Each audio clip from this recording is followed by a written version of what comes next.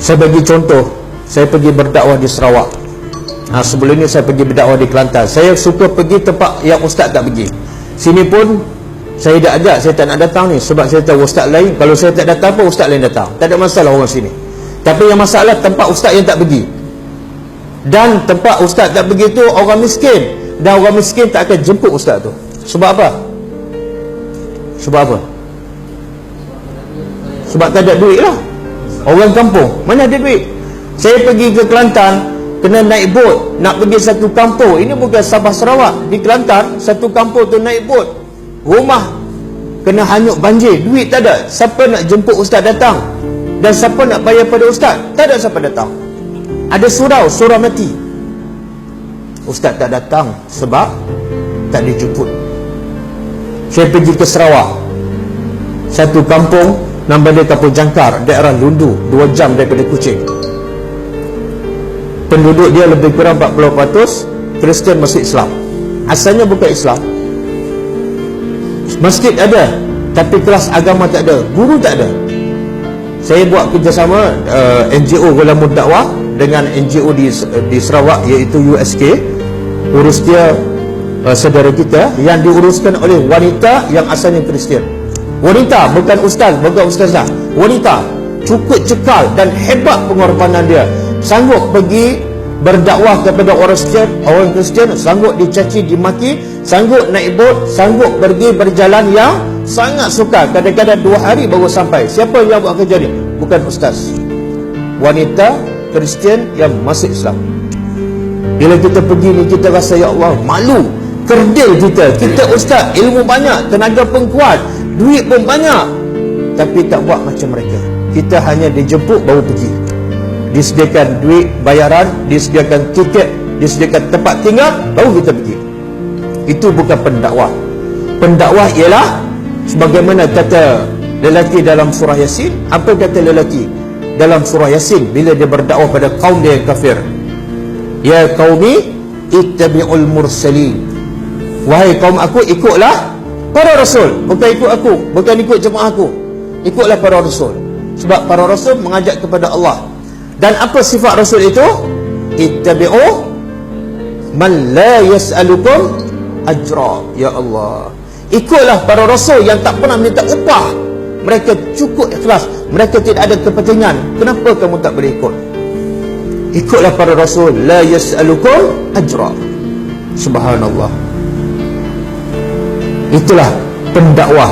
Bila minta upah, dia bukan pendakwah, dia penceramah jemputan.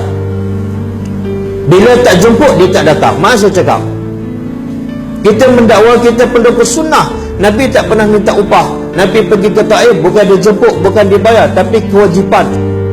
Sahabat Nabi hantar Mus'ab bin Umair dalam keadaan semua masyarakat kafir. Sebab apa? Sebab kewajipan. Bukan Nabi bagi elang pada Mus'ab bin Umair. Dan Mus'ab bin Umair kita tahu asalnya seorang pemuda yang kaya, mewah, tapi dia tahu surga lebih mewah daripada nikmat dunia yang dia miliki. Maka dia tinggal semua untuk mendapat yang khairun wa abqa. Bila Nabi hantar dia ke Madinah dalam keadaan semua penduduk kafir, dia tanggung jawab itu, dia pikul tanggungjawab itu, sebab dia rasa itu kewajipan, bukan sunat. Maka hasilnya apa dia? Hampir semua penduduk Mekah menerima mesej Islam. Dan akhirnya Mus'ab bin Umair mati dalam peperangan Uhud, mati syahid. Itulah sunnah. Itulah sunnah. Sunnah bukan setakat betulkan salat. Sunnah bukan setakat tak berkunut. Sunnah bukan setakat tak berzikir kuat. Kalau itulah sunnah, Islam tak akan ke mana. Islam tak akan ke mana. Walaupun ramai yang jahil di Sarawak bukan orang soal tak tahu sunnah, orang jahil Al-Quran. Satu masjid yang saya pergi, Kampung Jangkar, di masjid tak ada Al-Quran. Saya tanya jemaah semua, ada tak Quran di rumah? Tak ada. Quran di rumah pun tak ada, di masjid pun tak ada, ustaz pun tak datang. Kita senang je mengajar kat sini, berpuluh-puluh, beratus ustaz. Ada satu masjid di Kuala Lumpur, 4 ustaz satu hari. Ada satu masjid saya pergi kuliah subuh, ustaz tu pun datang juga, dia sebab dia silap jadual. Kat sana saya tanya kampung yang saya pergi tu, berapa lama dah ustaz tak datang sini? Setahun. Bila kita pergi tu, ya Allah, dia sangat seronok, dia sambut. Macam-macam soalan dia tanya. Sebab apa? Banyak masalah agama dia tak tahu nak selesaikan masalah. Nak tanya ustaz, ustaz tak datang. Bila kita datang tu, dia qada, dia pulun habis-habis. Kita bagi sejam, 2 jam dia tanya soalan. Sampai soalan yang pelik-pelik. Ada dia tanya soalan, bila kita masuk Islam, kita biasa sebelum masuk Islam, kita Kristian, macam babi. Bila kita masuk Islam, ada ustaz kata kena minum air tanah, sama. Soalan tu tak ada kat Semenanjung. Tengok betapa menderitanya mereka dengan masalah agama. Sebab apa? Tak cukup ustaz. Kita sini berlambat ustaz. Ada soalan dia kata, ustaz, kita masuk Islam tapi masih tinggal bersama keluarga Kristian. Kemudian bila ada kematian di kalangan orang Islam, orang Kristian pun nak meraihkan. Cara meraihkan apa dia? Bila kita buat majlis tahlil, lepas majlis tahlil dia main judi, orang Kristian. Di mana? Di rumah orang Islam yang ada kematian tu. Saya kata, itu rumah awak, kenapa awak benarkan? Ustaz, saya dah larang, saya dah beritahu. Tapi dah alasan dia, kalau kami tak main judi di rumah kamu, orang tak ramai datang tahlil. Tengok di Semenanjung masalah tahlil, di Sarawak satu lagi masalah, tahlil judi. Kesian, menderita mereka, jahil agama. Kita sini berpuluh, beratus, beribu ustaz mengajar masjid tiap malam. Kalau di Selangor, saya tak tahulah, ada mengatakan 1000 lebih ustaz mengajar di setiap malam di seluruh masjid di Selangor. Tapi di sana setahun sekali ustaz tak sampai. Dan kita tahu di Sarawak ada lebih kurang 60% yang Kristian. Islam tak sampai 30%. Islam tak sampai 30%. Yang masuk Islam lebih kurang 60,000. Yang masuk Islam 60,000, tapi masuk Islam dalam keadaan tak tahu apa-apa. Ini bukan soal sunnah, jahil agama, jahil Quran, solat pun tak tahu. Siapa yang bertanggungjawab? Dan pihak USK, urus dia, saudara kita diberi tanggungjawab oleh MAIS, JAIS, Jabatan Agama Islam Sarawak, untuk handle mereka yang masuk Islam.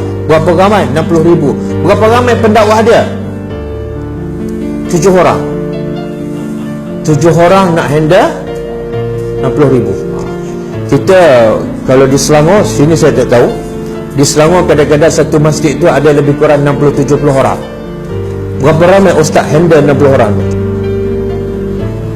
Kuliah maghrib tiap malam, Jumaat, Sabtu Ahad, kuliah subuh, 7 orang. Ustaz kadang-kadang ada lagi kuliah duha untuk handle 50 orang je. Kat sana ada 7 pendakwah nak kendalikan 60,000 orang yang memeluk Islam. Kemudian pendakwah di sana cukup-cukup cetek ilmu, sebab mereka tak sempat nak belajar banyak. Ramai lagi Kristian yang nak memeluk Islam, yang nak disampaikan mesej Islam. Jadi belajar sikit, pergi berdakwah. Bukan untuk mengajar benda-benda yang besar, tapi untuk mengajar benda yang basic je. Ajar Iqra, ajar Fatihah, ajar cara solat. Dan memang tak cukup. Mereka sangat-sangat memerlukan bantuan dana. Mereka sangat-sangat memerlukan bantuan pendakwah-pendakwah tambahan. Mereka sangat-sangat perlukan latihan untuk pendakwah mereka.